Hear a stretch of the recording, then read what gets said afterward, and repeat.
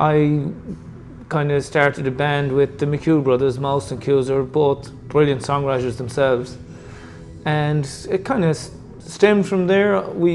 Our eyes were opened, and there's really no satisfaction like coming up with your own song and sharing your ideas with people, and especially if it works with an audience. And that's the buzz, I suppose. We started at that point, and we've always tried to be the same since.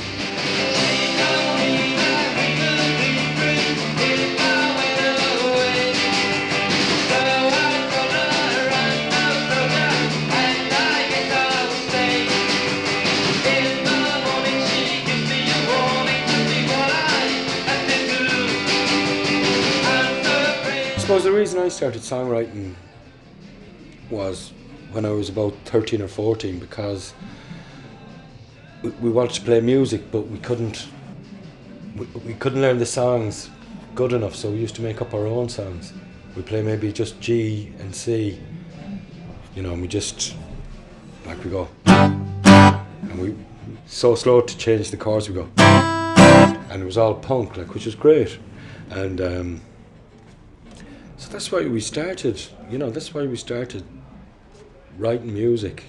My brother, friend Leo, Terps, that's basically why we started songwriting. Cracking eggshells everywhere I tread. There's a feeling now of failure and frustration. Wish I could take back all the things I said. It's funny to say, if you talk about Tuam and songwriters, I don't know any other town, because this is where I was born, but the wit in the town, people are always telling stories, and you have the likes of Tom Murphy, the playwright, and it's just, I don't know, it's something, it just seems natural to tell stories or to write songs or whatever. It's very hard to explain, but so many people that I know, from my generation, that there were songwriters, storytellers and musicians, I remember reading an article in the Tuam Herald Seamus Rutledge wrote.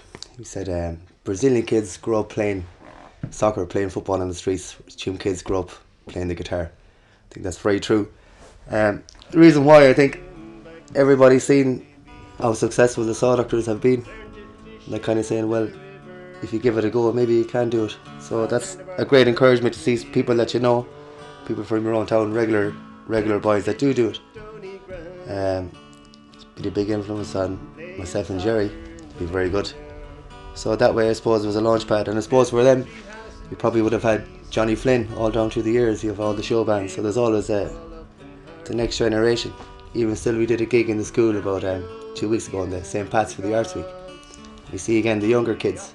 They're all playing. So that's the next generation again. So it's going to keep going, I think. From my point of view, by the time I came along and started playing music, it was just an acceptable thing to be involved in, and hopefully, there's still loads of people playing music and great new bands coming along all the time out of Tuam, and maybe it's just something that's passed on from a time when there was just lads going around singing in sessions and that kind of thing, and maybe it was from back then that there was a confidence or something amongst the people of Tuam that it was okay to play music, and in fact you could be successful playing music.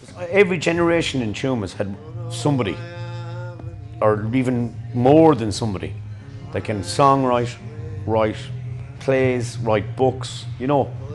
I don't know what it is. I think it comes from it's hard to put your finger on it, but I'd personally say it comes from small town, living in a small town. I think that's probably what it is. It's hard to know why it's Tuam, because there's so many small towns in Ireland. It's hard to know per head why it's so many great songwriters in Tuam. Songwriting was what started me in the recording business.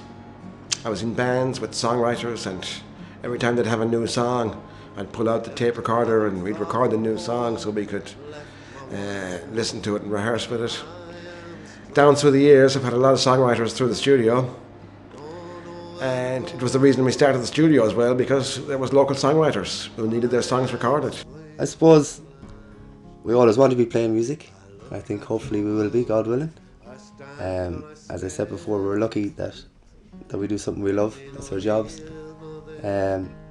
Whether it's playing the streets of Galway, or whether it's playing the brightest smile in town, or whether it's playing Brown Eyed Girl, whatever you're doing, it's enjoyable.